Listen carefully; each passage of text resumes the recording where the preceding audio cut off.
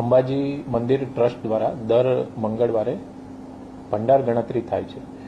અંદાજિત 2 મહિના પહેલા ભંડાર ગણતરીની પ્રક્રિયા ચાલી રહી હતી ત્યારે આ ચાલુ પ્રક્રિયા દરમિયાન ચિરાગ ઠાકોર નામના મંદિરના કર્મચારી દ્વારા એક બંડલ ચોરી કરાયું હોવાનું જાણવા મળેલું હતું. આ બાબતની જાણ થતાં તરત જ અંબાજી ટ્રસ્ટ દ્વારા FIR દાખલ કરવામાં આવી હતી.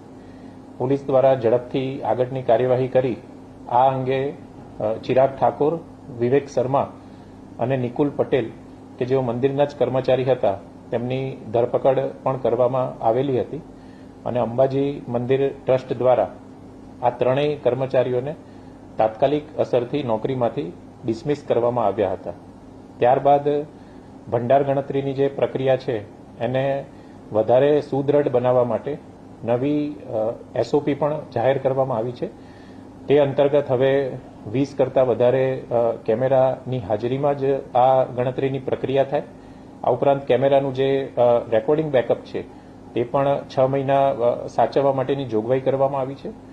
ગણતરીમાં હાજર રહેનાર તમામ કર્મચારીઓનું પોલીસની હાજરીમાં મેટલ ડિટેક્ટર દ્વારા ચેકિંગ કરવામાં આવશે અને ગણતરીની પ્રક્રિયા દરમિયાન પણ મોટા ખિસ્સાવાળા કપડાં પહેરવા ઉપર નિષેધ મૂકવામાં આવ્યો છે.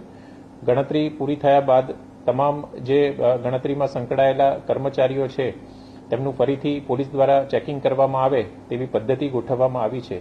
આ ઉપરાંત સમગ્ર જે ભંડાર ગણતરીની પ્રક્રિયા છે તે લાઈવ ચાચર ચોકમાં મોટી LED સ્ક્રીન રાખી તેનું પ્રસારણ કરવાની પણ શરૂઆત કરવામાં આવેલી છે.